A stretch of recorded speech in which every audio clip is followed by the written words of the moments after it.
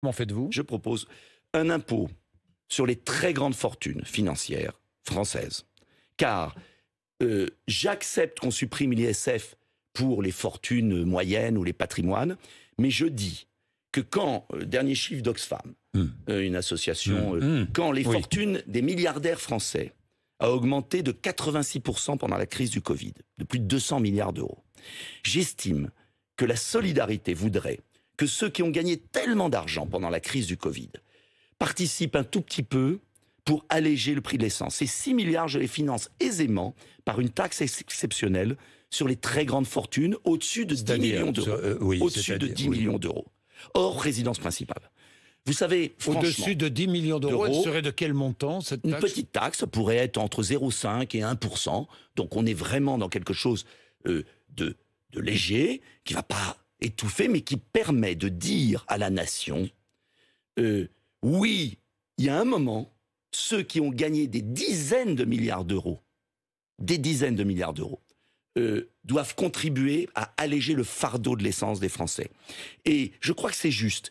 Je suis par ailleurs, il faut que vous le sachiez, pour la suppression des droits de succession sur la résidence principale. J'estime quel que soit le montant des droits de succession fixé. Non, je parle de la résidence principale. Oui, oui. C'est-à-dire que tous les Français qui ont travaillé dur toute leur vie pour acheter leur maison doivent pouvoir la transmettre avec 0 droit de succession à leurs enfants. Quelle que soit la valeur de la maison. On fera un plafond, je ne sais pas, il faudra déterminer, c'est le Parlement qui 100 mètres décidera. carrés à Paris, oui, c'est pas 100 mètres carrés. Avec un plafond élevé. Oui, je veux dire qu'il faut arrêter dans notre pays que les très très riches soient exonérés de tout comme l'a fait Emmanuel Macron et que les classes moyennes ne soient pas récompensées de leur vie de travail. Et vous voyez que c'est cohérent. Une mesure sur l'essence, on soulage l'effort des Français qui bossent dur.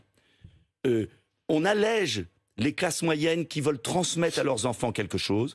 Et de l'autre côté, on dit quand même à ceux qui se gavent d'argent, qui sont gavés d'argent par Emmanuel Macron, qui font partie de l'oligarchie, on leur dit, vous pouvez quand même contribuer un peu au pays. Bon. Mais ceux qui se gavent d'argent, j'ajoute dernier point. Mais ceux qui se gavent d'argent... Non, je finis.